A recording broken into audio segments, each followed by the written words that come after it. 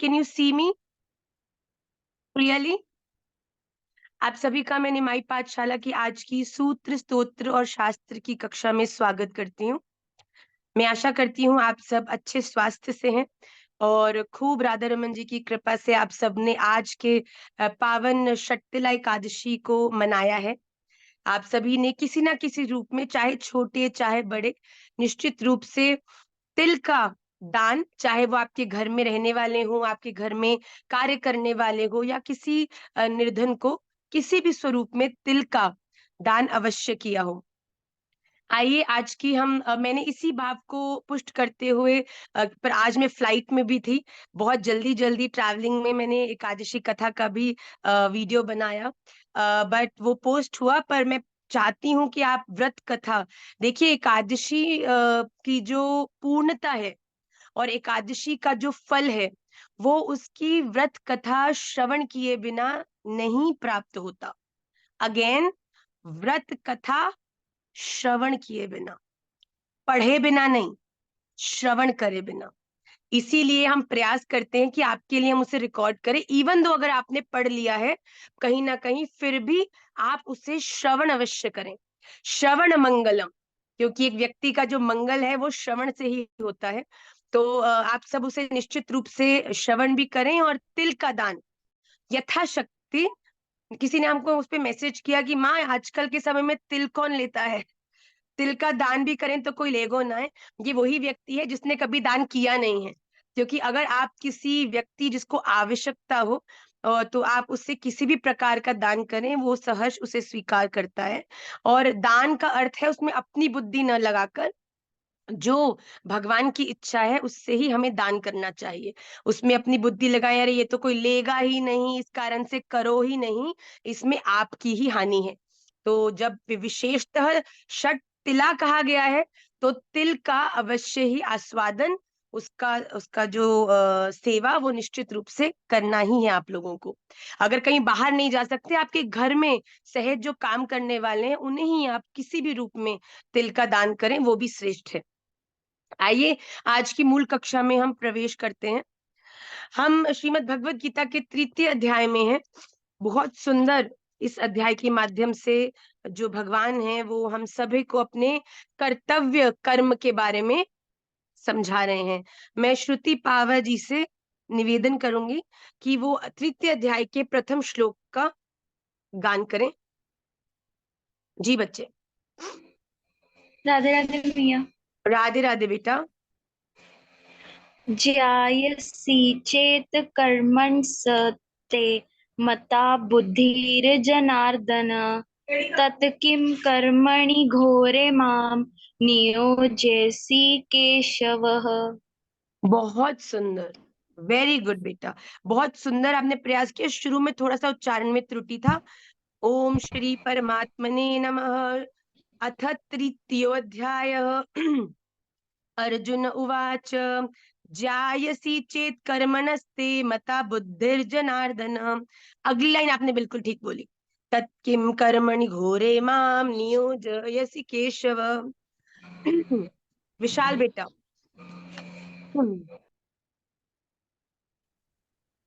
राधे राधे मैया, दंडवत प्रणाम माँ। खूब शुभ प्रसन्नता। षट्तिला एकादशी।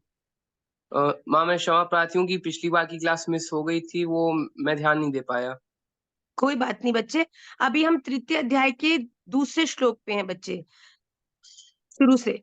व्यामि श्रेणेव वाक्येन। व्यामिश्रेणेव वाक्येन बुद्धिं मोहयसीव मे तदेकं वद निश्चित्य येन श्रेयोऽहमाप्नुयाम्।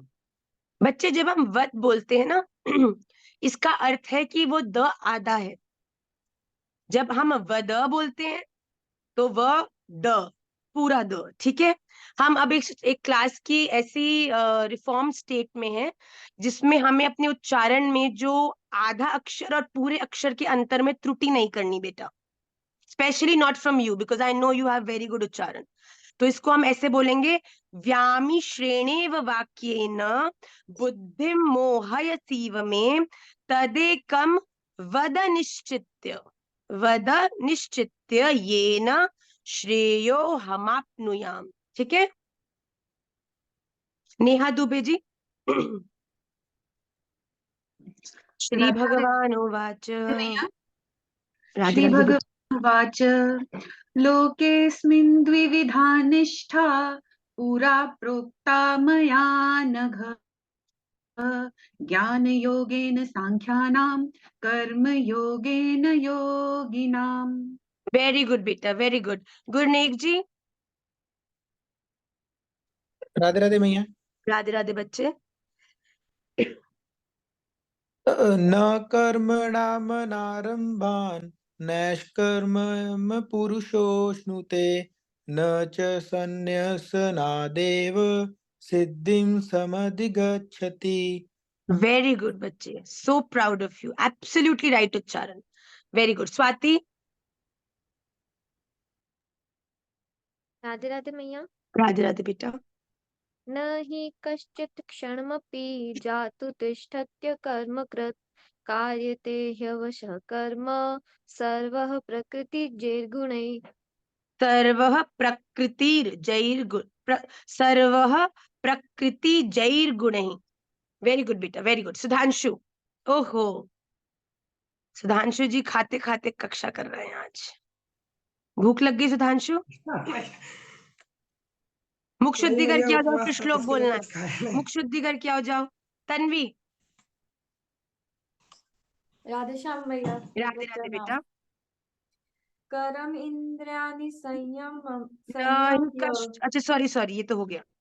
हाँ ठीक है ठीक है, बोलो। इंद्रियाणि संयम्य आस्ते मनसा स्मरणन्। यह कहाँ गया? कर्मेन्द्रियाणि संयम्य। आस्ते मनसा हाँ, एक स्मरणन्। यह तो संयम यह में है, और एक अकेला यह भी तो बेचारा खड़ा है, उसको तो बोलो। कर्मेन्द्रियाणि संयम्य। हाँ, यह आस्ते मनसा स्मरन्। आस्ते मनसा स्मरणन् इंद्रियार्थान् विमूढा। इंद्रियार्थान् विमूढ़ात्मा। मिथ्याचार से उच्यते। मिथ्या आचार? किसको हाँ। आचार निकाल दियो भैया? है मिथ्याचार। मिथ्याचार मिथ्याचार स उच्यते। जो ये दो कर डॉट कर्मेन्द्रियाणि संयम्य य आस्ते मनसा स्मरन् इंद्रियार्थान् विमूढ़ात्मा मिथ्याचारः स उच्यते। मैया ओके ये ना बच्चे, बीच में पता नहीं चलता कि कहाँ पे उसको संधि नहीं करना। हाँ, संधि करना। नहीं, आपको क्यों करना है संधि? आपको जब उच्चारण भेजते हैं जहाँ पे संधि की आवश्यकता है, वो हम संधि करके भेजते हैं। संधि का विशेष उपयोग होता है जब आप अर्थ को समझते हैं एक एक शब्द के साथ। पर जब कभी कभी आप उच्चारण करते हैं तो संधि विच्छेद करने की आवश्यकता नहीं होती, उससे छंद बिगड़ जाता है। तो जो आपको जैसे हम उच्चारण भेजते हैं उसको ध्यान से सुन के वैसे ही आप प्रयास किया करो पढ़ने का, ठीक है? हाँ जी सुधांशु जी, हो गई मुख शुद्धि? प्रणाम मैया। प्रसन्न है बच्चे। यस्तीत्व इंद्रियाणि मनसा नियम्यारभते अर्जुन। पहला पहला शब्द क्या बोला? यस्त्विन्द्रियाणि मनस यस्त्विन्द्रियाणि मनसा। नियम्यारभते अर्जुन। अरे पहला शब्द बोलो, मुझे पता है कर रहा है, स्किप कर दिया। बोलो दोबारा बोलो। यस्तीत्व इंद्रियाणि मनसा यस्त्विन्द्रियाणि। मनसा नियम्यारभते अर्जुन। कर्मेन्द्रिये कर्मयोग मसक्तः स विशिष्यते। मसक्त नहीं बच्चे, कर्मेन्द्रिय ही कर्मयोगम असक्तः स विशिष्यते। यस्त्विन्द्रियाणि मनसा नियम्यारभतेऽर्जुन कर्मेन्द्रिय ही कर्मयोगम असक्तः स विशिष्यते। जो उच्चारण भेजा जाता है उसे सुने, तभी पता चलेगा कहाँ संधि करना बोलना है, कहाँ संधि नहीं करके बोलना है। ओके, लास्ट श्लोक ऋतु बच्चे। राधे राधे मैया। राधे राधे बच्चों। नियतं कुरु कर्म त्वं कर्म ज्यायो य कर्मणः शरीरयात्रापि च तेन प्रसिद्ध्येद कर्मणः। भाई सब तू के लिए ताली बजाए। ये वो लाली है जो प्रथम बार जब संस्कृत बोलने के श्लोकों में आती थी तो घबरा के बोलती थी, मैया हमको डर लगता है, हमसे बोला नहीं जाता। आज अभी भी लगता बोली जाएगी उच्चारण बच्चे। Very very good. Okay. Thank you शरीर मैम। यात्रा पीचते न प्रसिद्धेद कर्मणः। ओके, वेरी गुड बच्चे। आइए आज की हम कक्षा के मूल श्लोकों में प्रवेश करते हैं। आप सब अपने आप को म्यूट कर लीजिए, मेरा ऐसा निवेदन है। आज के अगले 5 श्लोक हम कक्षा में लेंगे आप सबकी स्क्रीन पर। आज का प्रथम श्लोक, यज्ञार्थात् कर्मणोऽन्यत्र लोकोऽयं कर्म बन्धनः तदर्थं कर्म कौन्तेय मुक्तसंगः समाचर। यज्ञार्थात् कर्मणः अन्यत्र लोकः अयं कर्म बन्धनः तदर्थम कर्म कौन्तेय मुक्तसंगः समाचर। ये इसका संधि है। इसका शब्दार्थ देखेंगे। यज्ञार्थात् मतलब यज्ञ के निमित्त किए जाने वाले। यज्ञ क्या है? निष्काम कर्म करना, केवल अपने कर्तव्य पालन को करने के लिए। यज्ञ के निमित्त किए जाने वाले कर्मणः कर्मों से अतिरिक्त अन्यत्र दूसरा कर्मों में लगा हुआ ही अयम यह लोक मनुष्य कर्म बंधन कर्मों से बंधता है। इसीलिए कौन्तेय हे अर्जुन मुक्त संग आसक्ति से रहित होकर तदर्थम उस यज्ञ के निमित्त ही कर्म कर्तव्य कर्म समाचर कर। यहाँ भगवान क्या कह रहे हैं? यहाँ भगवान अर्जुन को ये स्पष्ट कह रहे हैं कि अपने जीवन में जो तुम्हारे द्वारा किए जाने योग्य कर्म है, जो तुम्हारी ड्यूटीज हैं, उनके अलावा अगर तुम किसी भी प्रकार के कर्म को करने की चेष्टा करोगे या अन्यत्र किसी भी चीजों में संबंधों में उलझोगे तो अनायास ही तुम कर्म बंधन में फंस जाओगे।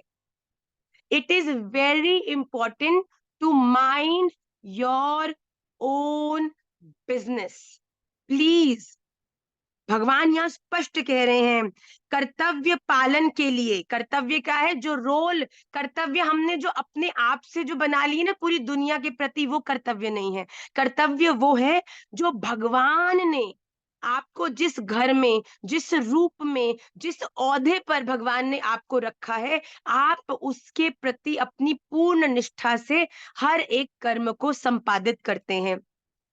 कर्तव्य पालन के लिए किए जाने वाले कर्मों से अन्यत्र मतलब उसके अलावा, अपनी ड्यूटीज के अलावा अपने लिए किए जाने वाले, मतलब कि अपने हित के लिए, अपने सेल्फिश इंटरेस्ट के लिए, अपनी रुचि के लिए, अपने सुख के लिए, अपने आनंद के लिए, जब जब अपने जीवन में आप कर्मों को या तो अपनी ड्यूटीज के लिए करेंगे या फिर दूसरों के हित के लिए करेंगे, तब तब वो कर्म आपको कर्म बंधन में नहीं बांधेंगे। पर जब जब अपने सुख के लिए, अपनी प्रसन्नता के लिए आप अपने कर्मों से भटक कर जब आप अन्यत्र कर्मों में उलझ जाएंगे, भगवान क्या कहते हैं? वैसा कर्मों में लगा हुआ ये मनुष्य समुदाय कर्मों से बंधता है। देखिए, स्वयं कर्म करोगे, अपनी प्रसन्नता इच्छा के लिए सकाम कर्मों को करने का प्रयास करोगे तो स्वतः ही मैं आज खुश हो जाऊं उसके लिए मैं जो भी करूंगा उसका फल मुझे भोगना ही पड़ेगा। पर जब अपने जीवन में भगवान की प्रसन्नता किसमें है? जब मैं अपनी ड्यूटी को करता हूं। और भगवान की प्रसन्नता किसमें है? जब मैं दूसरों की प्रसन्नता के लिए अपने जीवन में सेवा करता हूं। भगवान कहते हैं इन दो रस्तों पर तुम क्योंकि निष्काम भाव से अपने रास्ते पर आगे बढ़ रहे हो तो कर्म बंधन में नहीं फंसोगे। पर जब हम एक्स्ट्रा जाकर, रैंडम होकर कि ये मुझे खुशी देगा, ये मेरे जीवन में सुख लाएगा, ये मेरे लिए बड़ा इंपॉर्टेंट है, ये मेरा प्रिय है, ये मेरा दोस्त है, ये सब चीजों में उलझ कर जो अन्य कर्मों में उलझ जाते हैं वो कर्म बंधन में फंस जाते हैं। इसीलिए हे कुंती नंदन, तू आसक्ति रहित होकर तू ये मत देख कि सामने खड़ा तेरा चाचा है, सामने खड़ा तेरा मामा है, सामने खड़ा तेरे भाई बंधु है। तू केवल ये देख कि उस यज्ञ के लिए ही कर्तव्य कर्म कर। यज्ञ क्या है? वो कर्तव्य जो निष्काम भाव से किया हुआ कर्म आप अपने जीवन में करते हैं। तो भगवान यहाँ कह रहे हैं कि इस दुनिया में अनअटैच्ड होकर, कि अगर ये मेरा दोस्त है, चाहे वो गलत भी है पर मैं उसका साथ निभाऊं, ये गलत कर्तव्य है। ये मेरा दोस्त है, ये गलत कर रहा है, मेरा कर्तव्य है कि मैं उसे सही रास्ते पर लेकर जाऊं, मेरा कर्तव्य है मैं उसे सच बताऊं। तो ये जब आप अपने जीवन में उसकी प्लीजिंग को ना चयन करके उसके हित का चयन करोगे, किसी को गलत रास्ते पे चलते देख अगर आपने उसको और बढ़ावा दिया तो वो तो नरक में जाए नहीं रहे, आपका निश्चित नरक में टिकट फाइनल हो गया, क्योंकि आपने गलत मार्गदर्शन किया। एक सच्चा वैष्णव वो है जो स्वयं के साथ भगवान की जो इच्छा हो वो करे, पर उसकी दृष्टि में अगर किसी के साथ गलत हो रहा हो, कोई गलत रास्ते पर हो, उसको सदा सही मार्ग दिखाने का प्रयास करेगा। ठीक, तो भगवान यहाँ कह रहे हैं कि केवल अपने कर्तव्यों के प्रति आप पूर्णतः केंद्रित होकर जीवन में आगे बढ़िए। अगले श्लोक में देखिए भगवान क्या कह रहे हैं। सह यज्ञः प्रजा सृष्ट्वा पुरोवाच प्रजापतिः अनेन प्रसविष्यध्वम् एष वोस्त्विष्ट कामधुक्। देखिए, तृतीय अध्याय के जो उच्चारण है वो लिटिल बिट डिफिकल्ट है, सो आपको इसका अभ्यास जरूर करना पड़ेगा। सह यज्ञा प्रजा सृष्ट्वा पुरा उवाच प्रजापति अनेन प्रसविष्यध्वम् एषः व अस्तु इष्ट कामधुक्। प्रजापति ब्रह्मा जी ने पूरा कल्प के आदि में जब इस सृष्टि का वो सृजन कर रहे थे, सह यज्ञ यज्ञ सहित प्रजाओं मतलब इस पूरी जन समुदाय को, मनुष्य समुदाय का, इस पूरी दुनिया में जितनी भी उन्होंने रचनाएं की हैं उन सब रचनाओं को सृष्टवा रचकर उन्होंने उवाच कहा, यूयम तुम लोग अनेन इस यज्ञ के द्वारा प्रसव विश्वध्वम वृद्धि को प्राप्त हो, और एष ये यज्ञ वह तुम लोगों को इष्ट काम दुख इच्छित भोग प्रदान करने वाला अस्तु हो।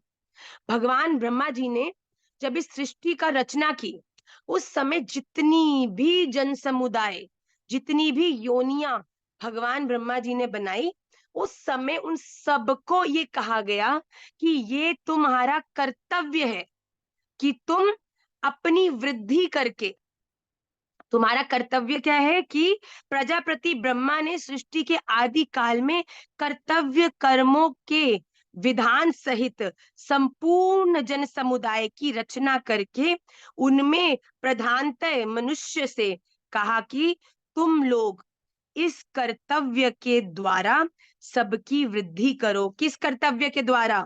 कि तुम्हारा ये कर्तव्य है कि तुम इस संपूर्ण सृष्टि में अपने से आगे नेक्स्ट जनरेशंस को उत्पन्न करो, इस प्रकृति की वृद्धि करो, और ये कर्तव्य कर्म रूप यज्ञ तुम लोगों को कर्तव्य पालन की आवश्यक सामग्री प्रदान करने वाला हो। अर्थात भगवान ने, ब्रह्मा जी ने आदि काल में ही ये स्पष्ट कर दिया था कि हम सब मनुष्य समुदाय का जो कर्तव्य है वो ही अंत तो गत्वा करने से हमारा कल्याण होगा। कल्याण क्या होगा? कल्याण तब होगा जब कौन हमसे प्रसन्न होंगे? स्वयं भगवान। तो ब्रह्मा जी ने पहले ही ऐलान कर दिया कि भगवान किससे प्रसन्न होंगे? जब हम अपनी अपनी जो समुदाय है उसकी वृद्धि में सहायक होंगे, भगवान के प्रचार में सहायक होंगे। अगले श्लोक में इसमें कंटिन्यूएशन में ब्रह्मा जी ने बताया है। अगला श्लोक देखिए। देवान् भावयतानेन ते देवा भावयन्तु वः परस्परं भावयन्तः श्रेयः परमवाप्स्यथ। देवान् भावयत अनेन ते देवाः भावयन्तु वः परस्परं भावयन्तः श्रेयः परम अवाप्स्यथ। अनेन, इस यज्ञ के द्वारा, ये यज्ञ क्या है? कर्तव्य पालन का, जो कर्तव्य कर्म रूप जो हमारा कर्तव्य यज्ञ है, इसे यज्ञ कहा गया है। देवान, देवताओं को भावयतः, उन्नत करो, ते वे देवा, देवता तुम लोगों को भावयन्तु, उन्नत करें, एवं इस प्रकार निस्वार्थ भाव से परस्परम, एक दूसरे को उन्नत करते हुए, यूयम तुम लोग परम परम कल्याण को अवाप्स्यथ, प्राप्त हो जाओगे। जैसा कि मैंने कहा, भगवान क्या कह रहे हैं? देखिए, हम अपने जीवन में अनन्य भक्ति को करने का प्रयास करते हैं, हम सब अपने अपने इष्ट के अनुगत्य हैं। तो यहाँ पर जो भगवान ब्रह्मा जी कह रहे हैं कि तुम अपने कर्तव्यों को जब करते हो तो देवता तुमसे उन्नत होते हैं, मतलब सभी देवता प्रसन्न होते हैं। पर एक वैष्णव के लिए उसके जीवन का हर कर्म देवताओं को प्रसन्न करने के लिए नहीं, बल्कि अपने इष्ट को प्रसन्न करने के लिए किया जाता है। क्योंकि इस सृष्टि में जितने भी अन्य देवता हैं, वो सभी हमारे इष्ट के ही अधीन हैं। तो अगर आपसे प्रिंसिपल हैप्पी है, तो टीचर्स हैप्पी हो नहीं हो, उनको आपके संग अच्छा व्यवहार करना ही पड़ेगा, क्योंकि भैया प्रिंसिपल हमारा संबंधी है। तुम अच्छे से व्यवहार नहीं करोगे तो फिर प्रिंसिपल तुमसे रुष्ट है जाएगा। तो भगवान क्या कह रहे हैं यहाँ पर कि ब्रह्मा जी ने सबको स्पष्ट कर दिया कि अपने कर्तव्य रूपी कर्म को जब तुम पूर्ण निष्ठा से करोगे तब, और वो कर्तव्य कर्म क्या है कि संपूर्ण रचनाएं अपनी अपनी जो योनि है उसकी वृद्धि करें, उसका ध्यान रखें, उसके प्रति अच्छी तरह से कर्म करें, जिससे कि अगली जो जेनरेशन आए वो भी इसी प्रकार से इस संपूर्ण प्रकृति का विस्तार करे। और उसके बाद ब्रह्मा जी क्या करें, जब हम ऐसा करेंगे तो क्या होगा, तब हमसे देवता प्रसन्न होंगे। तो देवता कब प्रसन्न होंगे, जब हमारे इष्ट प्रसन्न होंगे। तो कह रहे हैं कि जब तुम अपने कर्तव्य को अच्छे से करोगे तब हमारे इष्ट हमसे प्रसन्न होंगे, और जब हमारे इष्ट हमसे प्रसन्न होंगे तब वो हमें, हम पर कृपा करके आशीर्वाद दे के हमें उन्नत करेंगे, हमारा कल्याण करेंगे। तो भगवान यहाँ क्या कह रहे हैं, जब आप अपना कर्तव्य करोगे तो उससे भगवान प्रसन्न होंगे, और जब भगवान प्रसन्न हो जाएंगे तभी हमारा कल्याण होगा। तो भगवान यहाँ पे स्पष्ट कह रहे हैं कि इस प्रकार एक दूसरे को, या एक दूसरे कौन है, भक्त और भगवान, भक्त भगवान की प्रसन्नता के लिए चेष्टा करता रहे और भगवान सदा अपने भक्त का कल्याण करते रहे। तो भगवान कह रहे हैं कि यही सबसे सुंदर एक भक्त की स्थिति है। आइए अगले श्लोक में देखिए भगवान क्या कह रहे हैं। इष्टान् भोगानि वो देवा दास्यन्ते यज्ञ भाविताः तैर्दत्तान् प्रदायेभ्यो यो भुक्तेस्तेन एव सः। इष्टान् भोगान् ही वह देवाः दास्यन्ते यज्ञ भाविताः तै दत्तान् अप्रदाय एभ्यः यः भुक्ते स्तेन एव सह। यज्ञ भावितः, यज्ञ के द्वारा बढ़ाए हुए देवा, देवता वह तुम लोगों को बिना मांगे ही इष्टान, इच्छित, भोगान, भोग निश्चय ही दास्यन्ते, देते रहेंगे। इस प्रकार तई उन देवताओं के द्वारा दत्तान, दिए हुए भोगों को जो पुरुष एभ्य, इनको अप्रदाय, बिना दिए स्वयं भुक्ते, मतलब भोगता है, वह चोर है। देखिए यहाँ कितनी जबरदस्त बात करी है, बिल्कुल ध्यान से आप सब इसका श्रवण करिएगा। जब हम अपने कर्तव्य कर्मों को बिल्कुल निष्ठा से और पवित्रता से करते हैं तब कौन प्रसन्न होते हैं, स्वयं भगवान। और जब भगवान हमसे प्रसन्न होते हैं तो भगवान हमसे प्रसन्न होके कल्याण करते हैं, हमारे हृदय में जितनी भी इच्छाएं हैं उन्हें पूर्ण करते हैं।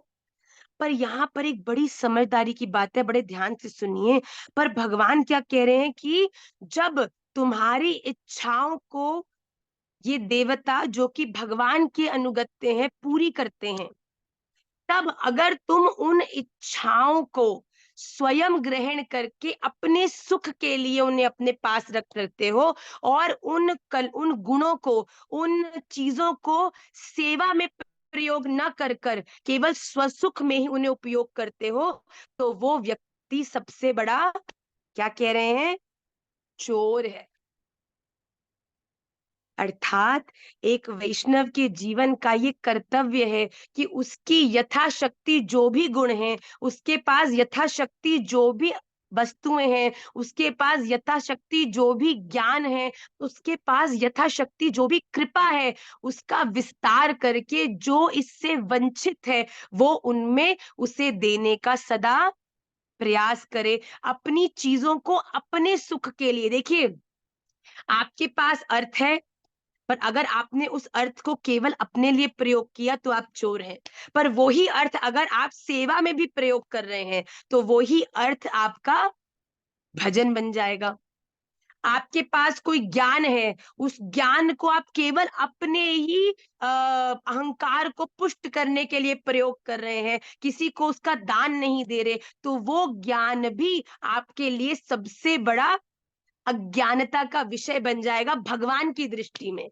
पर वही ज्ञान, वही भाव, वही प्रेम जब आप उसका विस्तार करके औरों को भी, महाराज श्री सदा कहते हैं कि निमाई पाठशाला के हर बालक का ये कर्तव्य है कि वो जो ज्ञान, वो जो रस, वो जो प्रेम इस कक्षा से प्राप्त कर रहा है, उसका ये धर्म है कि वो इस प्रेम का विस्तार करके और लोगों को इससे जोड़कर उन्हें भी इसको प्रदान करने का प्रयास करे। अगर आप नहीं करोगे तो आप क्या हो, चोर।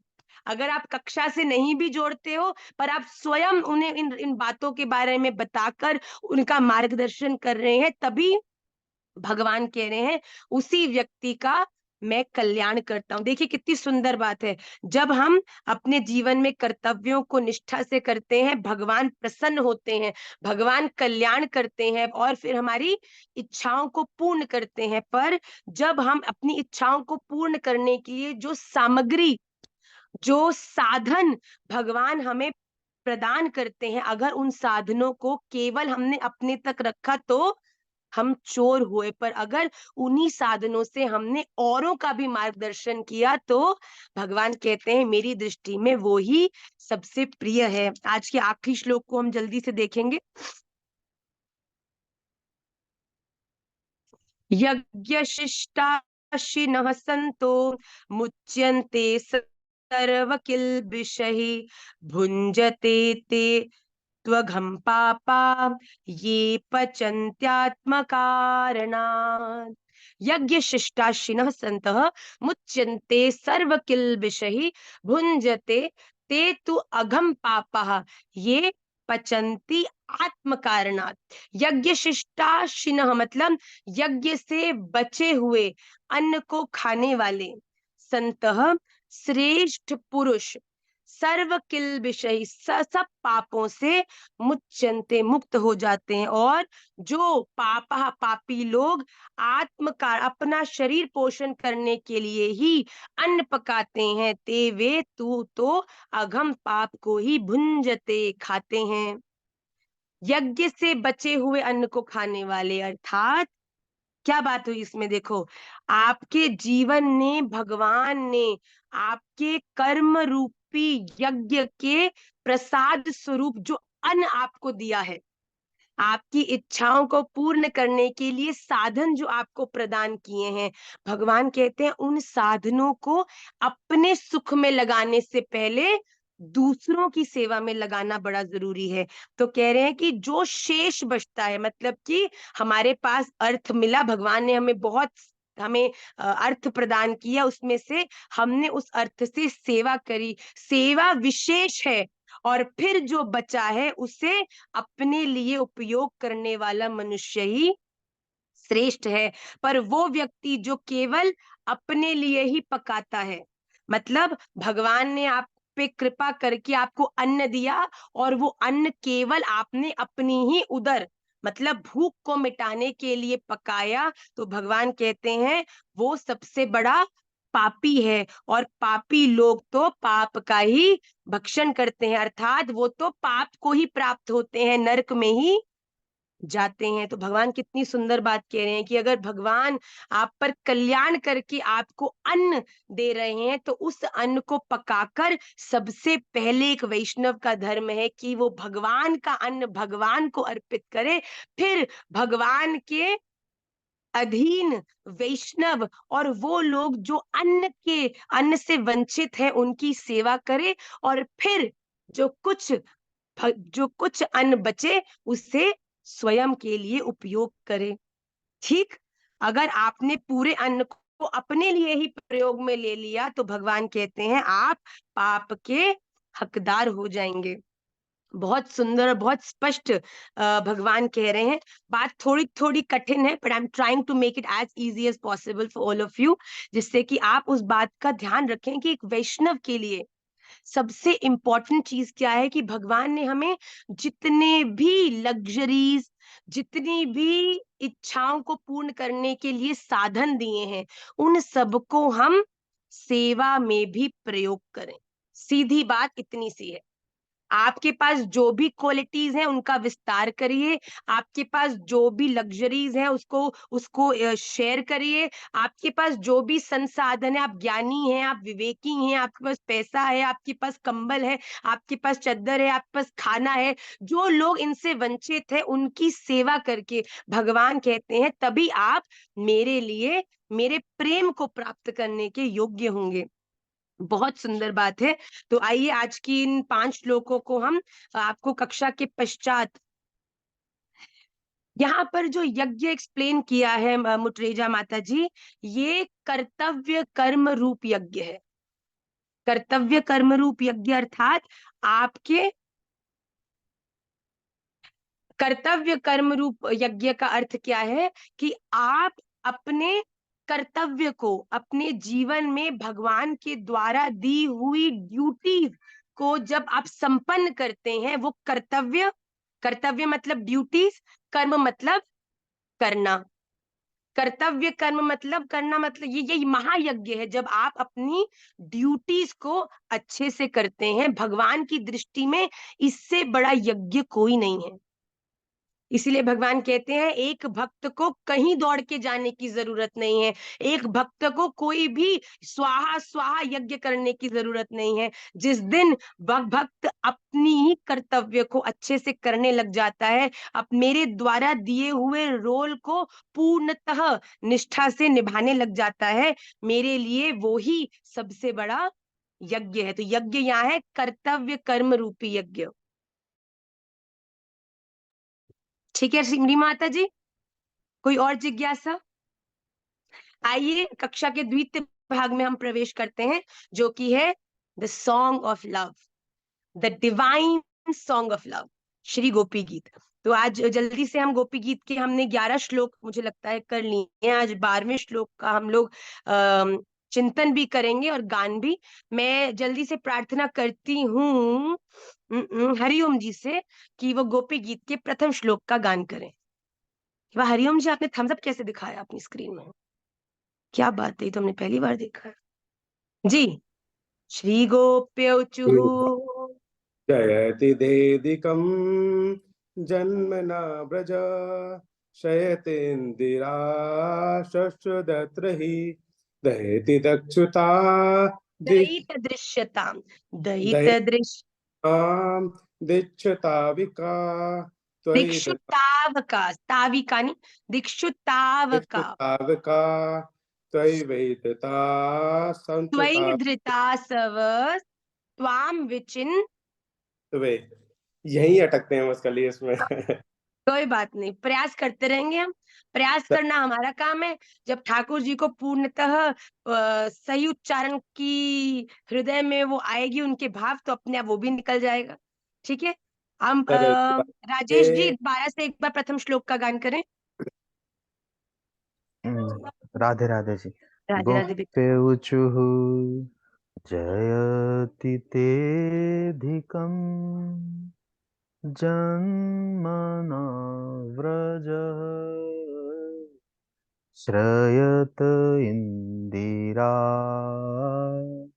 शश्वदत्र हि दयितदृश्यताम् दिक्षु तावका स्वयि धृता सव त्वां विचिन्वते। बहुत सुंदर, आप तो हमको वृंदावन में ही ले गए राजेश जी, बहुत सुंदर। मानसी द्वितीय श्लोक। शरदुदाशये साधु जात शरदुदाशये साधुजातसत् सरसिजोदरा श्रीमुषादृशा सुरतनाथ ते शुल्कदासिका वरदनेघ्नतो नेह किं वधः। बहुत सुंदर। भक्ति। विष जलाप्यया, ये छोटी सी लाली भक्ति लिखा है जिसके नीचे, गाओगे आप? अनम्यूट करो। विष जलापया ये कौन गा रहा है? हरिओम जी म्यूट करिए अपने आप को। भक्ति गाओ, आपकी आवाज नहीं आ रही। चलो काजल।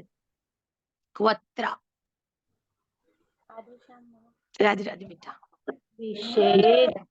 आप देखते तो क्लास ऐसी निकल जाएगी बेटा, सब पहुंच जाएंगे वृंदावन में। विष जलाप्ययान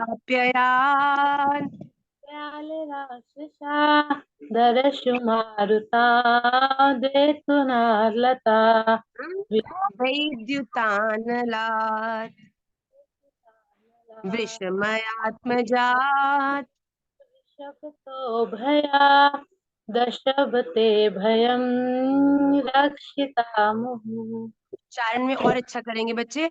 विष जलाप्ययात् व्याल राक्षसात् वर्ष मारुतात् वैद्युतानलात् वृषमयात्मजात् विश्वतो भयम् ऋषभते वयं रक्षिता मुहुरुचि। राधे राधे मैया। राधे राधे नहीं, गोपी गीत में कोई बीच में अटकन नहीं बेटा, सीधा सीधा। न खलु गोपिका नंदनो भवान अखिल देहिनाम अंतरात्मदृक् विखन साठितो विश्वगुप्त सख उदेवान सात्वता कुले। सखा उदयवान, पूरा ख है बच्चे। सखा उदयवान। रजत वर्मा जी। बच्चे अनम्यूट योरसेल्फ। विरचिताभ्ययं वर्ष्णिधूर्यते विरचिता चरणमीयुषा भयं वृष्णिधुर्यते चरणमीयुषा संस्मृतिर्भयात् संस्मृतिर्भयात् करसरोहुरं कान्तकामदं शिरसि देहिनां श्रीकराग्रह। Very good. कीर्ति गोस्वामी। व्रजन आर्तिहन् वीर्योषितां निज जन स्मया ध्वंसस्मित भज सके भवत किंकरी स्मनो जलरुहाननं चारु दर्शय। सुंदर बेटा, और अच्छे से इसको ट्यून में लाएंगे। दीपिका पालीवा जी सूरत से। प्रणत दीहिनां पापकर्षणं तृणचर अनुगम श्रीनिकेतनं तृणचरानुगम श्रीनिकेतनम तृणचरानुगं श्रीनिकेतनम् फणिफणा अर्पितं ते पदाम्बुजं कृणु कुशेषु न करन्दिहर्षयम् कृणुकुचेषुना कृन्दिहृच्छयम्। ये दामोदर प्रभु जी हैं कोई शायद, डीडी लिखा है जिन पे, नीचे पीछे ठाकुर जी और अष्ट सखियां हैं हमको दिख रही हैं। नहीं नहीं, ठाकुर जी राधा रानी गौर निताई लग रहे हैं, ठाकुर जी क्या है? आप अनम्यूट करिए बेटा। हाँ जी। मधुरय गिरा वल्गुवाक्यया बधुमनोज्ञया बुद्ध मनो गया, बधुनी बुद्ध मनो गया। बुद्धमनोज्ञया पुष्करेषण विधिकरीरिमा वीरमुद्यति वीरमुन्यति रधससीधुना प्याययस्तन रधरसीधुना प्याययस्वन। रधरसीधुना प्याययस्वन। विकलानंद साहू जी।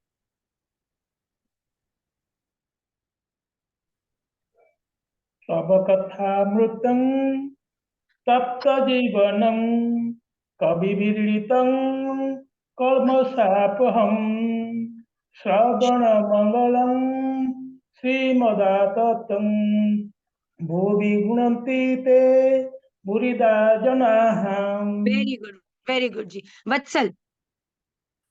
प्रहसितं प्रियं प्रेम वीक्षणं विरहणं च ते ध्यानमङ्गलं रहसि संविदो या हृदस्पृश कुहुक नो मना क्षोभयन्ति हि।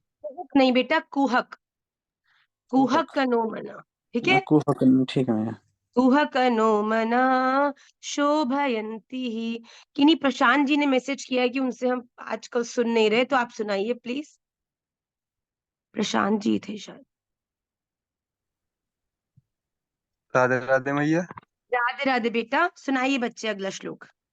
चलसि यद व्रजाचार्यन् पशून् नलिन सुंदरम नाथ ते पदम शिलतृणानुकूर्ह सीदतीति नः कलिलतां मनः कांत गच्छति। सुंदर प्रयास बच्चे, पर थोड़ा उच्चारण और अच्छा करेंगे।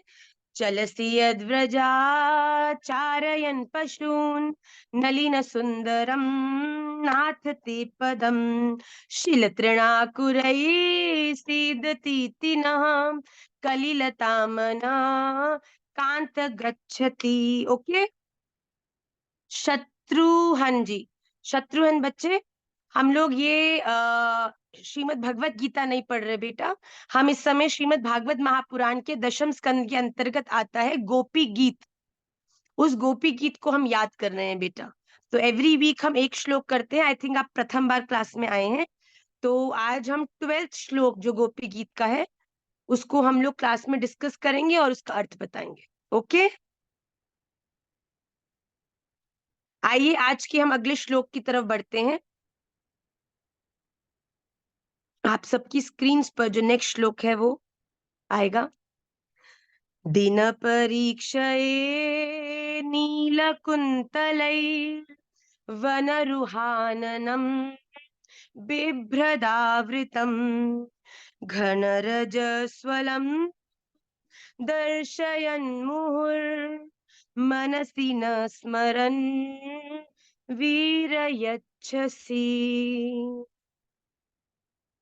यहाँ पर क्या कह रही हैं गोपियां? गोपियां कह रही हैं, हे हमारे प्रियतम, दिन ढलने पर जब तुम वन से घर लौटते हो तब हम देखती हैं कि तुम्हारे मुख कमर पर नीली नीली अलके लटक रही हैं। अर्थात जब ठाकुर जी गौचारण के बाद वापस लौटते हैं, तब जब ठाकुर जी गैयाओं को चराने के बाद थक के जब वापस लौट रहे हैं, उस समय जो भगवान की झांकी है, गोपियां कह रही हैं, उस झांकी ने हमारे हृदय को चुरा लिया है। ठाकुर जी इतने सुंदर उस समय लग रहे हैं, क्यों? एक तो उनके मुख पर घुंघराले घुंघराले जो उनके केश हैं वो आगे आ रहे हैं, उनके मुख कमल को उन्होंने पूरी तरीके से ढक लिया है, और दूसरी तरफ गौओं के खुर से उड़ उड़कर जो ब्रज की धूली है वो आपके मुख पर चिपकी हुई है। अर्थात जब गैया के पीछे को गैया चलती है, तो गैया जब चलती है तो पीछे ठाकुर जी चलते हैं हुर्र हुर्र हुर्र करते हुए। अब जब गैया आगे जा रही है तो गैया के खुर से जो ब्रजरज उड़ती है पीछे, वो ब्रजरज उड़ उड़ के ठाकुर जी के मुख कमल पर जाकर चिपक जाती है। उसका क्या परिणाम होता है? वो ठाकुर जी जो श्याम वर्ण के हैं, ब्रज की गौर रूपी जो ब्रज धूली है उसके कण चिपक चिपक के हमारे श्यामल ठाकुर जी भी गौर हो जाते हैं, ठाकुर जी गोरे हो जाते हैं। तो गोपियां कहते हैं ऐसी अलौकिक छवि तो हमें कभी भी देखने को नहीं मिलती। इसीलिए जब आप गौचारण कर कर वापस लौटते हैं तो हमारा दिल कहीं पर नहीं लग रहा होता, क्योंकि आपकी प्रतीक्षा में हम ठाड़ी रहते हैं कि कब आपकी ऐसी अलौकिक छवि हमको देखने को प्राप्त होगी। आप अपना वह मनोहर सौंदर्य हमें दिखा दिखा कर हमारे हृदय में मिलन की आकांक्षा उत्पन्न कर रही हैं। हम प्रयास करती हैं, हम प्रतीक्षा करती हैं कि कब आप गैया को चरा के वापस लौटोगे, कब आपकी वो एक दृष्टि हम पर पड़ेगी और उसी गौर मुख कमल पर आपकी जो दंतावली है, आपकी जो मुस्कुराहट है, वो हमें देखने को प्राप्त होगी। हे ठाकुर जी, हम तो आप पर पूर्णतः न्योछावर हैं, आपकी बिन मोल की दासियां हैं। आप हमें किसी भी रूप से अगर हमने आपके हृदय को कष्ट पहुंचाया है, उसके लिए हम क्षमा मांगती हैं। आप हमें अब और तड़पाओ मती और अपनी वो अलौकिक सुंदर दिव्य छवि हमें जल्दी से जल्दी दिखाओ। तो गोपियां कह रही हैं वो मुख कमल जिस पर घुंघराली लटे हैं और श्यामल रंग दबकर गौर रंग बाहर आया है, क्यों? क्योंकि ब्रजरज उस पर पूर्णतः चिपकी हुई है। ऐसी छवि का दर्शन करने के लिए हम उत्साहित हैं, हम प्रतीक्षा करती हैं। हमें क्षमा करें और हमें जल्दी दर्शन दीजिए। ऐसा गोपी इस श्लोक में कह रही है। दिन परीक्षये नील कुंतलय वन रुहाननम बिभ्रदावृतम घन रजस्वलम दर्शयन मोहुर मनसी न स्मरम वीर यच्छति। आप तो वीर हैं। यहाँ पे गोपियां ठाकुर जी को वीर कह के पुकार रही हैं। मतलब वीर कौन होता है? जो बड़ा बलशाली होता है। कि आप तो वीर हैं। मतलब ठाकुर जी को अच्छे अच्छे कॉम्प्लीमेंट देकर उनसे पुनः दर्शन प्राप्त करने की याचना कर रही हैं। हम सभी इस अगले श्लोक को इस पूरे हफ्ते में हृदयस्थ करें, ऐसी मेरी प्रार्थना है। आइए जल्दी से हम कक्षा के विश्राम भाग जो कि सूत्र है उसमें प्रवेश करते हैं। एक बार एक कौवा जो कि बड़ा गुणी था, उसके पास बहुत से गुण थे, वो बड़ी तरीके से उड़ सकता था। उसे घमंड हो गया, तो वो उस घमंड में हर एक जानवर को अपने आसपास उनकी निंदा करता था। एक दिन कुछ हंसों का झुंड वहां पर आया। तो जैसे ही वो हंसों का झुंड वहां आया, तो एक वृद्ध हंस के पास जाके उस कौवे ने कहा कि तुम्हें पता है मैं कितना गुणी हूँ? देखो मैं कम से कम 56 प्रकार से तो उड़ सकता हूँ। तुम्हारे पास कोई गुण है? तो वो वृद्ध जो हंस थे बड़े विवेकी थे, उन्होंने कहा कि बेटा, ये तो ठाकुर जी की बड़ी कृपा है कि तुम में इतने गुण हैं, पर अपने गुणों के प्रति तुम्हें सदा विनम्र रहना चाहिए। ये सुन के कौवा कहता, हाँ देखा, जिसके पास गुण नहीं होता वो दूसरों के गुणों से ईर्ष्या करके यही बोलता है कि अपने गुणों का प्रदर्शन मत करो, हम्बल रहो, उन्हें छुपा के रखो। इतने में एक जो युवा कौवा था वो ये सब सुन रहा था।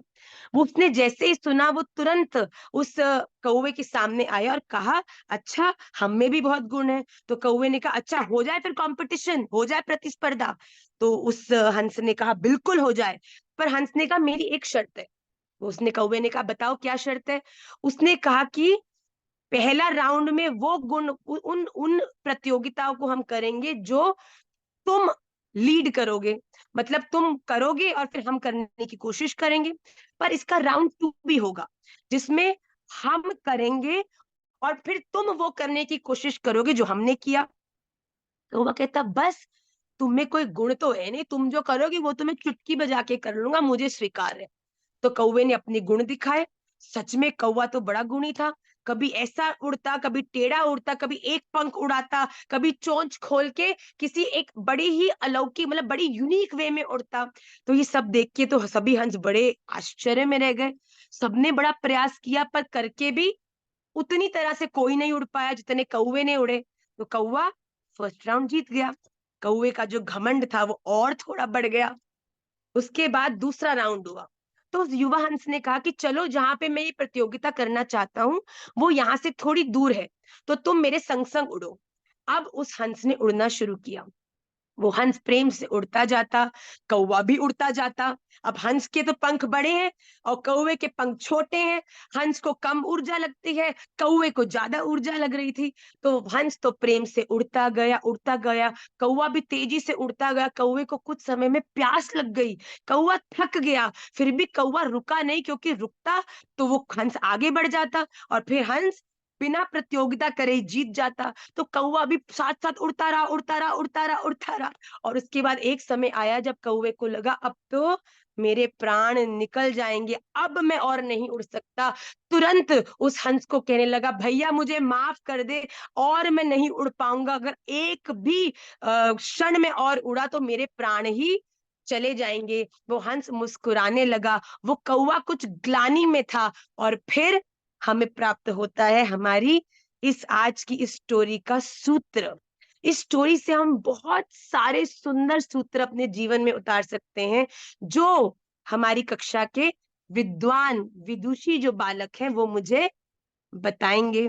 ये चंदिका केसरी जी हैं, जो हमारे इंस्टाग्राम की भी हर एक पोस्ट पर बहुत अच्छा कमेंट करते हैं। और बेटा यही आपका कर्तव्य है कि हम अगर कुछ भी ज्ञानवर्धक पोस्ट करते हैं आप सब उसको शेयर करें, जिससे कि जो इंफॉर्मेशन, जो भी हम इंफॉर्मेशन, ज्ञान, जो भी श्लोक हम सिखा रहे हैं वो ज्यादा से ज्यादा लोगों तक उसका विस्तार हो। तो आप सब भी प्रयास करा करिए कि कक्षा में हम कुछ भी जब शेयर करते हैं, आपकी पाठशाला के ग्रुप्स में आता है, उसे केवल खुद देखकर, खुद सुनकर, खुद प्रसन्न होकर, खुद याद कर कर ना बैठे, अपनी तरफ से भी उसे शेयर किया करिए, जिससे कि आज की जैसे हमने कक्षा में पढ़ा कि हमें ना तो पाप का भक्षण बनना है और ना ही चोर कहलाना है ठाकुर जी की दृष्टि में। उसका कम से कम एक शेयर तो आपको अपने दोस्तों में करना ही चाहिए, जिससे न जाने कौन कब उसका लाभ लेके आपसे जिज्ञासा करे या फिर भगवान के प्रति एक कदम रख ले। हाँ जी, चंदिका, आपका नाम क्या है बेटा? जबलपुर से जो है, अनम्यूट करिए। सॉरी, मैंने शायद आपको सबको वो किया हुआ, 1 मिनट। हाँ बेटा, आप कर सकते हैं अनम्यूट। नहीं हो पा रहा है शायद। हेलो, राधे जी बेटा। राधे राधे माता। राधे राधे बच्चे। पहले तो आपका माता नाम जी, क्या है हमको ये बताओ। चंडिका केसरी। चंडिका केसरी, अच्छा, वाह हाँ बेटा, बहुत सुंदर। हाँ बच्चा, आपको आज की स्टोरी से क्या समझ आया कि हमें क्या करना चाहिए? माता जी, सबसे पहले ये है कि अपने अंदर जो भी गुण हैं उस पे अ- अ- अहंकार नहीं करना चाहिए। और वेरी गुड। सामने वाले के अंदर जो भी गुण है उसका सम्मान करना चाहिए। वेरी गुड बेटा, बहुत सुंदर बात कही केसरी जी ने, कि जो हमारे भीतर के गुण हैं हमें उनको ये सोचकर कभी भी धारण नहीं करना चाहिए कि ये मेरा बल है जो मुझ में ये गुण है। हमें उनके प्रति सदा ये ध्यान रखना चाहिए कि ठाकुर जी ने वो गुण हमें हम उनकी सेवा के लिए प्रदान किया है, और जब कोई हमें कुछ देता है तो हमें उसके प्रति सदा विनम्र रहना चाहिए, हम्बल रहे। आप देखेंगे जीवन में जितने भी सात मतलब सत्य रूप से जो लोग गुणी है ना, अहंकारी वही होगा जो ढोंगी होगा।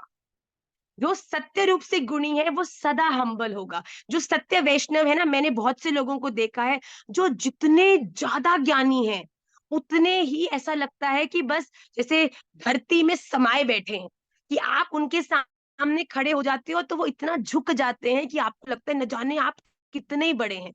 जो बड़ा होकर भी, आपसे बड़ा होकर और आप उनसे छोटे होकर भी आपको बड़ा अनुभव करा दे कि आप बड़े श्रेष्ठ हैं, साची रूप से वो ही भगवान की दृष्टि में बड़ा है। तो बहुत सुंदर बेटा, जो सबसे ज्यादा गुणी व्यक्ति है उससे सदा हम्बल रहना चाहिए। और अगला मैं चाहती हूँ वत्सल से। श्री राधे मैया, दंडवत प्रणाम। प्रसन्न लाला। मैया, इससे जो सूत्र मैंने समझा उससे हम ये देख सकते हैं, जैसे महाप्रभु जी ने शिक्षाष्टकम में बताया था, त्रिणादपि सुनीचेन तरोरपि सहिष्णुना अमानिना मानदेनम कीर्तनीय सदाहरि। मतलब कि हम ये देखते हैं, जैसे हम अध्यात्म के जीवन में आते हैं कोई, और हमने थोड़े बहुत शास्त्र पढ़ लिए, गीता भागवत, तो फिर इतना घमंड सा होने लग जाता है कि हमसे बड़ा ज्ञानी तो कोई पूरी दुनिया में है नहीं, और असलियत में हम कुछ भी नहीं होते हैं। तो इस प्रकार से जितने भी हमें शास्त्र पढ़े, चाहे कुछ भी हो, और हमें उसमें सदा ही वो रहना चाहिए, हम्बल रहना चाहिए।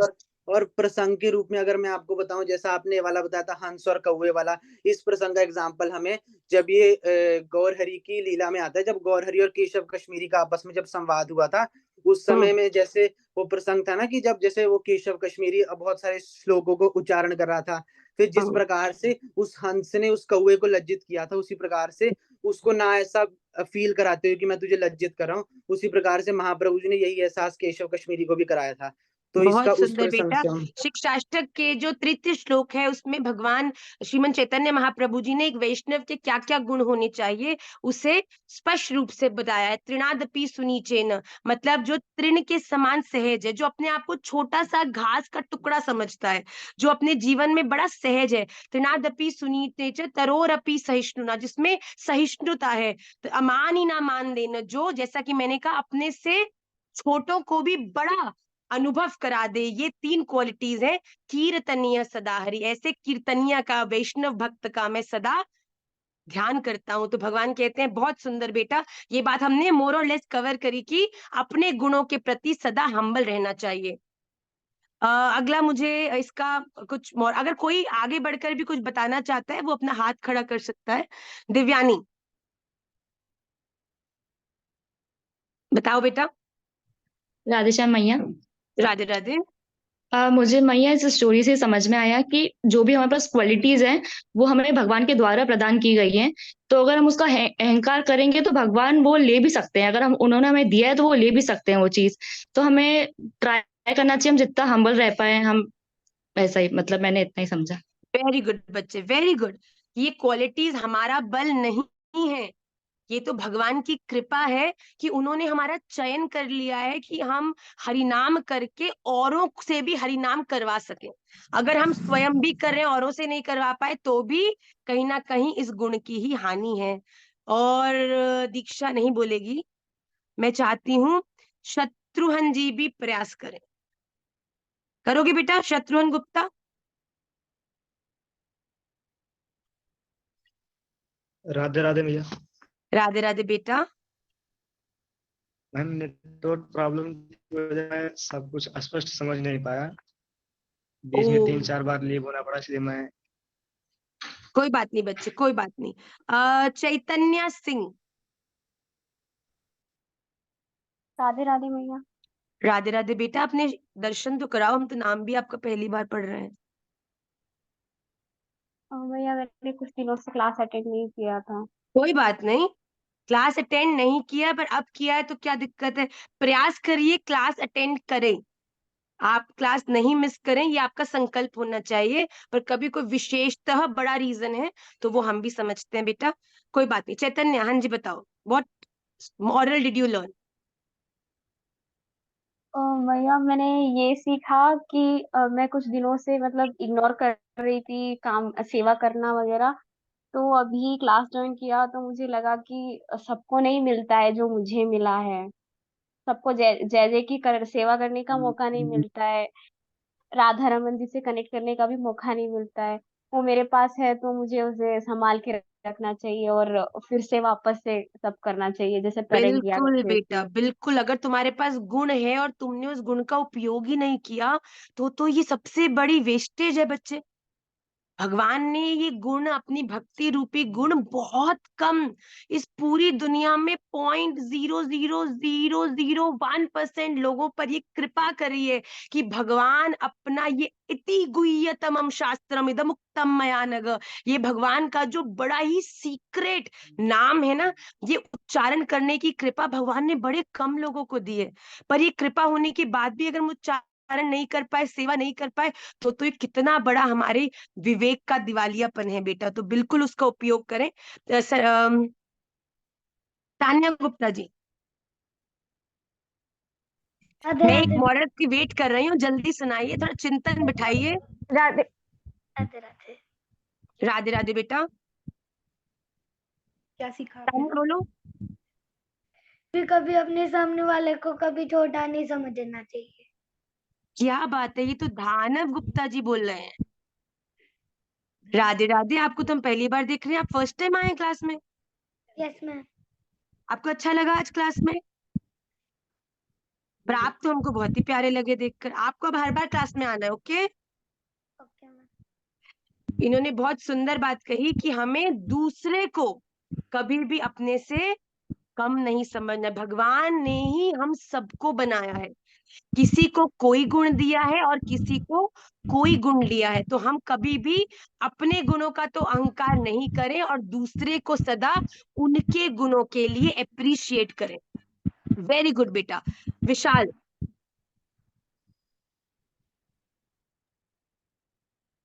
राधिशा मैया, राधे राधे बेटा।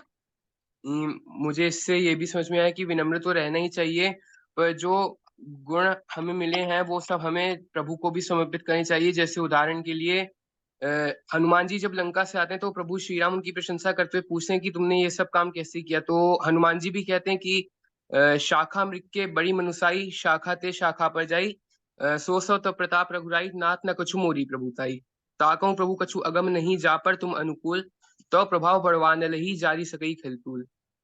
बहुत सुंदर। तो अर्थात क्या हुआ कि जब आपके भीतर जो भी गुण हैं वो स्वयं भगवान के द्वारा ही आपको दिए गए हैं, उन्हें भगवान की ही सेवा में हमें प्रयोग करना ही उनका सर्वोत्तम स्वरूप है प्रयोग का। बहुत सुंदर बेटा। तान्या गुप्ता। राधे राधे मैया। राधे राधे बेटा। मैया, इससे हम ये सीखने को मिला कि हमें अपनी गुणों को लेकर कभी घमंड तो नहीं करना चाहिए, क्योंकि हो सकता है कि जिस गुणों के आधार पर हम घमंड कर रहे हैं वो इन फ्यूचर हमारे पास रहे ना, और उसी वही गुण हमें इन फ्यूचर संकट में भी डाल सकता है अगर हम घमंड करते हैं तो। कि हमें मतलब अहंकार नहीं करना चाहिए। बहुत सुंदर। टीना अग्रवाल जी, जिन जिन ने हाँ उत्तर दे दिया वो हाथ नीचे कर लीजिए प्लीज। टीना जी। इस स्टोरी के थ्रू हमें ये तो पता चला ही है कि हमें घमंड नहीं करना चाहिए, लेकिन एक बहुत बड़ी बात और है कि अगर जिस क्षण हम घमंड करके किसी और को नीचा दिखाने की कोशिश करेंगे, भगवान किसी ना किसी रूप में आके हमें जरूर बताएंगे कि तू ही बड़ा नहीं है, तेरे से बड़ा मैं हूं। बहुत सुंदर। ठीक है कि हमें घमंड नहीं करना चाहिए और भगवान बताएंगे कि गिराएंगे, अब ये हमको नहीं पता, पर हमें सदा सतर्क रहना चाहिए बेटा। सौम्या। राधे राधे मैया, प्रणाम। राधे राधे। मैया, जहाँ तक मैंने इसे समझा है, जैसे कि खुद तो घमंड नहीं करना चाहिए, लेकिन कभी कभी अगर हम अहम करते हैं तो उससे ईर्ष्या का भी जन्म हो जाता है, जेलेसी भी आ जाती है। तो अगर जब हमें जेलेसी या फिर अहम आ जाए तो हमें ये समझ लेना चाहिए कि ये गुण उन्हें भगवत प्राप्ति से मिले, उन्हें भगवान ने दिए है। इस वजह से हमें उन्हें छोटा नहीं समझना चाहिए। जब भी हमारे मन में ईर्ष्या है तो हमें ये समझ लेना चाहिए कि ये गुण भगवान ने उन्हें फल के रूप में दिया है, इसलिए हमें उनसे ईर्ष्या नहीं करनी चाहिए, बल्कि उनकी सहज रूप से उनका सम्मान करना चाहिए। सुंदर बेटा, बहुत सुंदर। परिसीमा माश्रू जी की लाली, दादी पोती पोती। राधे राधे। राधे राधे। कैसे हो? बोलो। कराग्रे वसुते लक्ष्मी, कर मध्य सरस्वती, कलामूले तु गोविंदे प्रभाते कर दर्शन। श्री राधा लाल की जय। तुमने तो रात्रि में सुबह करा दी भैया। तो राधा रमन लाल वो आपको बोलना चाहती है कि मुझे सब आ गया है। वो वेरी कब गुड, की मैं वेरी वेट कर रही हूँ और बोल रही है कि मुझे तो बहुत बोलना है, मुझे आपके टीचर से बोलना है कि मुझे वेरी सब दादी सिखाती है। जी जी, बहुत सुंदर। अगली बताएंगे राजेश जी। आज की स्टोरी ये जल्दी करो। बताती है कि समय परिवर्तनशील है। आज अगर कोई बलवान है तो वो निष्क्रिय भी होगा, अगर कोई वीक है तो एक दिन बलवान भी होगा। जैसे सुख और दुख का पहिया है, घूमता है, समय परिवर्तनशील है। बहुत सुंदर। तो क्योंकि हमें समय का पहिया घूमता है, तो अगर आज हम बलवान हैं, हम गुणी हैं, तो हम अगर उसके प्रति सहज नहीं रहेंगे तो हो सकता है आगे जाकर हम उन गुणों को कभी खो भी दें। बहुत सुंदर कभी बात। खो भी देंगे। दीपांशु। राधे राधे मैया। राधे राधे बेटा। मैया, इससे ये तो पता ही चला कि जैसे हमें सहज रहना चाहिए, पर ये भी पता चला कि अगर कोई सामने वाला हमें चैलेंज कर रहा है तो उसको डायरेक्टली आंसर देने की बजाय जिस वे में वो समझे उसी वे में उसको समझाना चाहिए। जैसे कौवे को बहुत अहंकार था तो हंस ने उसको उसके जाल में फंसाया कि हाँ, उसको ऐसे डायरेक्टली कुछ ना बोल के उसको उसी के जाल में उसको समझाया ताकि वो समझ पाए कि हाँ, कि वो ही सबसे बड़ा नहीं है। उसको उस जिस वे में वो समझे उसी वे में उसको समझाया। सबसे बड़ी बात बेटा समझने की ये है कि अगर आप बहुत गुणी हो भी, आपके अंदर राधा रमन जी की कृपा से बहुत सारे गुण हैं, पर हमको ये सदा ध्यान रखना चाहिए कि इस पूरी दुनिया में ऐसे बहुत से और लोग होंगे जो उसी गुण में हमसे बहुत बेहतर भी होंगे। तो हमें जिस गुण का हम अगर अहंकार कर बैठे हैं, अहंकार तो तब होना when you are the best. when you are not the best, there are many more who are much better than you। तो ये आपको सदा जीवन में अपनी उस स्थिति से कुछ बेहतर होने के लिए इंस्पायर करता है।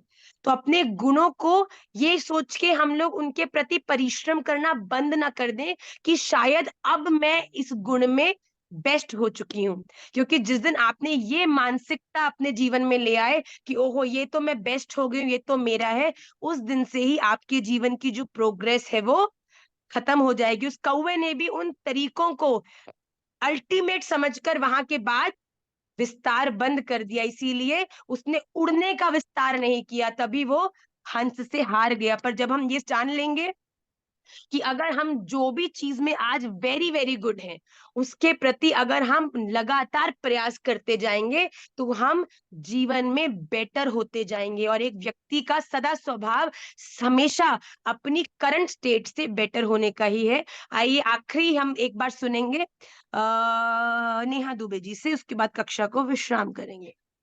ओके, सुधांशु से भी सुन लेंगे। चलो। राधे राधे मैया। राधे राधे।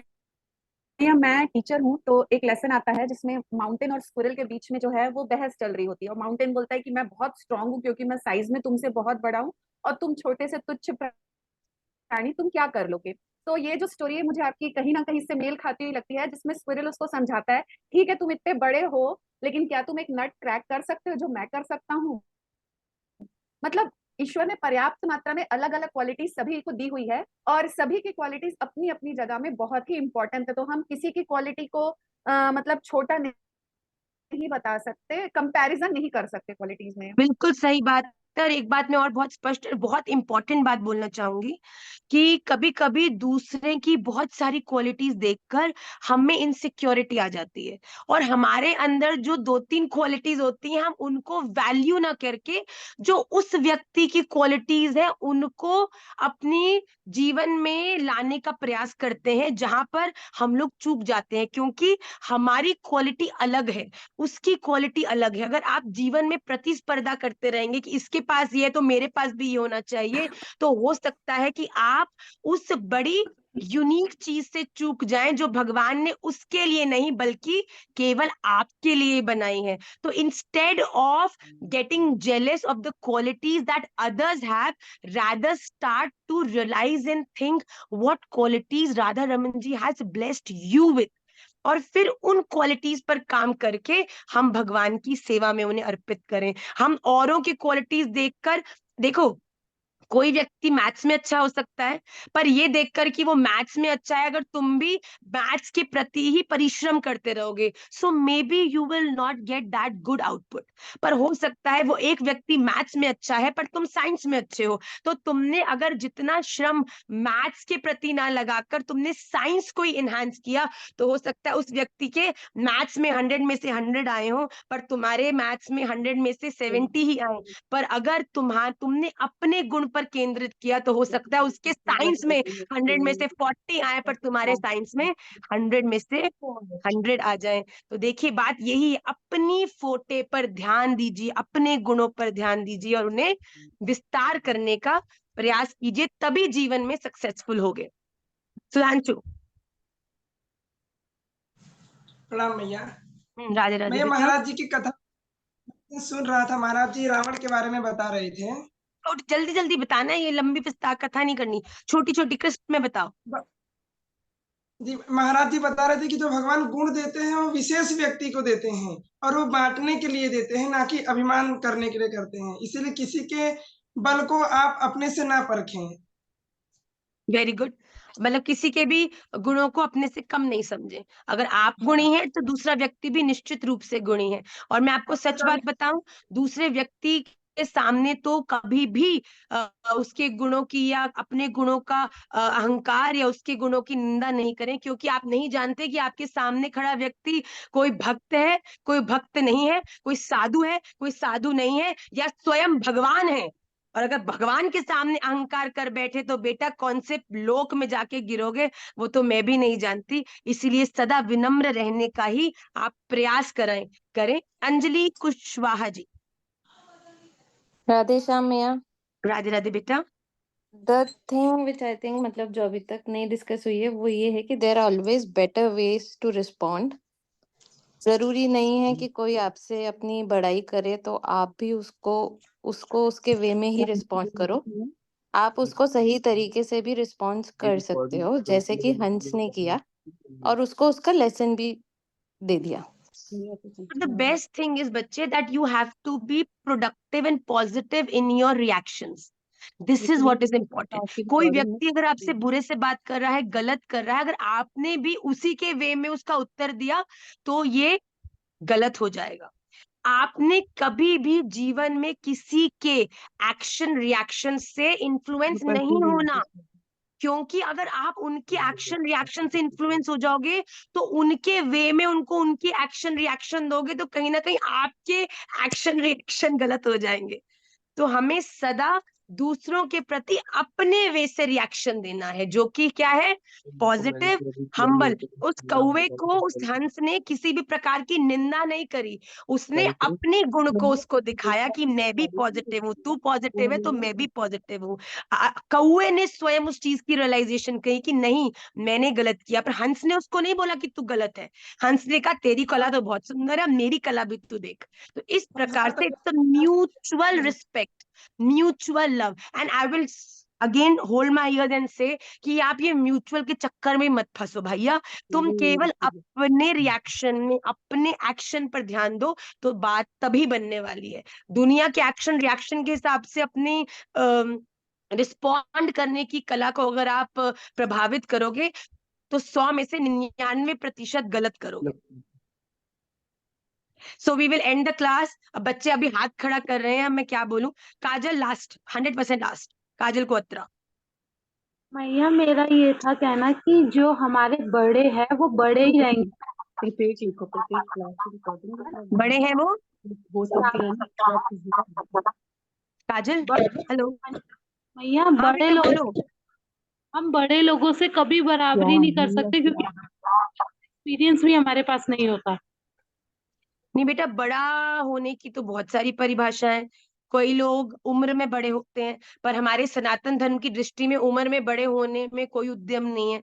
कोई 30 से 40 वर्ष का हो जाता है, उसकी उसकी बड़ी विशालता है, उसका बड़ा परिश्रम है उसके पीछे। नहीं, विशालता कहाँ आती है, जहां पर व्यक्ति उम्र में चाहे छोटा हो पर बात बड़ी करता है। चाहे बड़ा आप पे गलत बात पर भी डांट रहा हो, आप में वो धैर्यता और विवेक है कि मैं उसे कुछ भी गलत नहीं कहूंगी, मैं कुछ भी उल्टा नहीं करूंगी। आप बड़े होकर भी छोटे हो सकते हो और कभी कभी छोटे होकर भी अपने एक्शन और रिएक्शंस के माध्यम से बहुत बड़े हो सकते हो। तो always mind your words, mind your actions, do your duty and always think in the best spirit for others. मैं इसके साथ आज की कक्षा को विश्राम करती हूँ।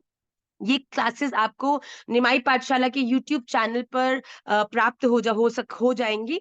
तो जो भी रीविजिट करना चाहता है या जिसकी क्लास छूट गई है तो वो YouTube पर जाकर क्लास को दोबारा से सुन सकता है। आप सभी के श्री चरणों में मैं अपना दंडवत प्रणाम करती हूँ। And next Tuesday we will meet with the 13th shloka of Shri Gopi गीत। श्री राधा रमन लाल की जय।